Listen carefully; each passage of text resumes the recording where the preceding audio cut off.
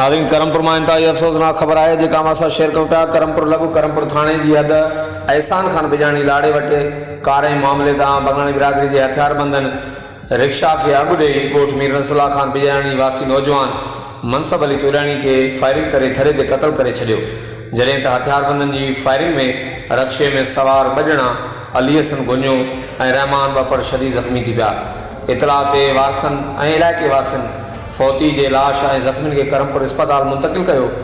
ज़ख्मी अली हसन गुंजो की गणती जोगी हालत में करमपुर सरकारी एम्बुलेंस ज़रिए बेहतर इलाज लाइ लाड़काणे अस्पताल मुंतकिल किया वियो। जॾहिं त पोस्टमार्टम बाद नौजवान मंصب चولياڻي जो लाश घर पहुचण ते कोहराम मची वियो। हालत आगाहण लाइ ॾिसंदा रहो JTN न्यूज़।